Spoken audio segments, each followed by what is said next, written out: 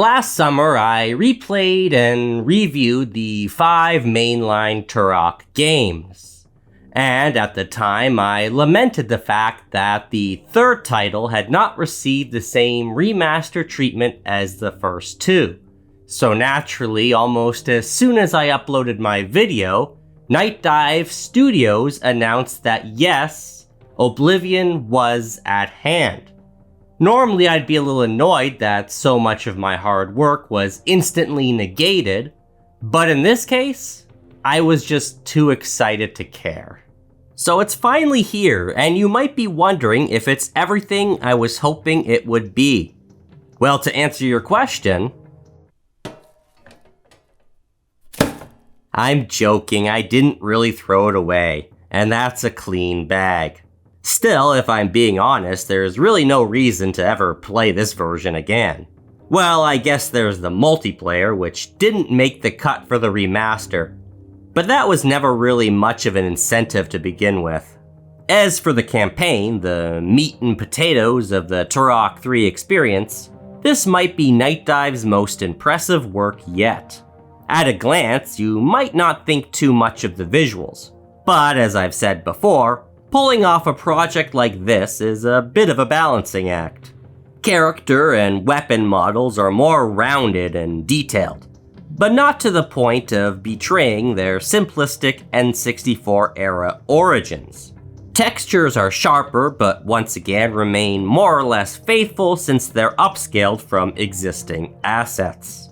The game runs at an unflinchingly smooth frame rate, and what were once dark and murky environments have been brightened up considerably, making them less of a drag to navigate without compromising their original atmosphere. I think in this case, the upgraded lighting system does a lot of the heavy lifting. Everything is more dynamic, with shadows moving across walls and over your weapon. These effects are very modern, but instead of contradicting the retro stylization, I feel in a strange way they actually amplify it. I can't really explain why, to be honest, but the fresh coat of paint, on the whole, brings these places to life in a way I never expected. Obscure geometry, once serving as generic terrain to overcome, gains added purpose. With renewed visual clarity, areas like the destroyed city streets or the sewer-like entrance to the Lost Lands benefit from added environmental detail. It was probably always there, but was obscured behind blurry textures and limited polygons. The same holds true for the various enemies you'll encounter. It's easier to distinguish different aspects of their design and appreciate the creativity behind them.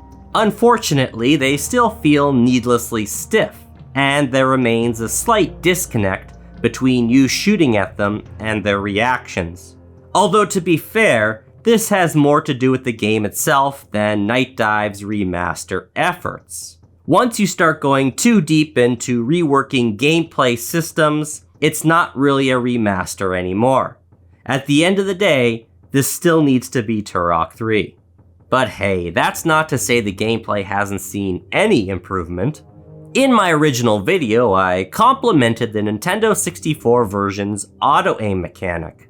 Given the console's limitations, it really did help make for a smoother experience. But in this version, I finished one playthrough with auto-aim on and a second without. And you know what? I kinda prefer having it off.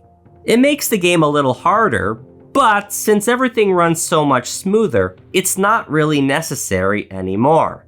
Obviously, some players might not mind, or maybe even need the help, so it's good that it's an option, but for me it almost felt like cheating, which really just highlights how much better this version feels on the whole.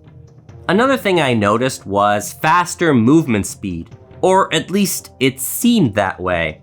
You're not a race car with guns like in the original Turok Remaster, but at the same time, it no longer feels like you're shuffling through quicksand. That said, I don't know if this is an actual change or just altered perception. It's a little hard to tell now that the game runs at a steady frame rate and features an adjustable FOV slider. The point is, as someone who complained about the movement before, it no longer seems like a problem. And as far as I'm concerned, that's a win. Overall, the whole game's a lot easier, but not in a bad way. I suspect there have been some slight adjustments to ammo drop rates and enemy health pools, but I'm not versed enough in the original to give specifics. All I can offer in this case is a general sense that something has changed for the better. When playing the remaster, if something feels challenging, it's because it was designed to be, and not thanks to a host of technical issues. As for the game itself, I don't really need to get into it. I already made a video talking about the story and mechanics of the original version, and all of that still rings true for the remaster. If anything, it's just nice to confirm some of my previous suspicions. Turok 3 felt a little off compared to the first two games, and while I had a feeling it wasn't because I was comparing the N64 original to two modern remasters, this release safely erases any doubt. Turok 3 is still a fine game, now amplified by an above-average remaster, but I think at the end of the day, it remains the weakest of the N64 trilogy.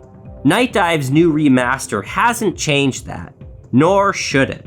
This release is the perfect way to make the title more accessible to a new generation. And now that's no longer hampered by the technical limitations of a decades-old platform, it can be experienced as intended, warts and all. My only other mild concern here is the cost. It's not a full-priced game, but as of the writing of this review, it's not exactly a budget title either. And that's fine. Nightdive put a lot of love into this, and it shows. The problem is, Shadow of Oblivion is easily the shortest of the original 3 campaigns. And even with the branching paths offered by dual protagonists, it's a little light on content. So yeah, if you already liked Turok 3, you'll love the remastered version.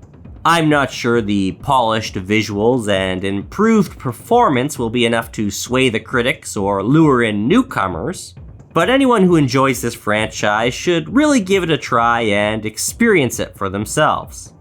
And hey, if you want more Turok, now's your chance. Vote with your wallet. Set Nightdive sales charts on fire and leave them no choice but to remaster the greatest Turok of them all. And no, I'm not kidding. If they can work the same magic on Evolution as they did here, eyes will be opened, and my insane crackpot ranting will finally be vindicated.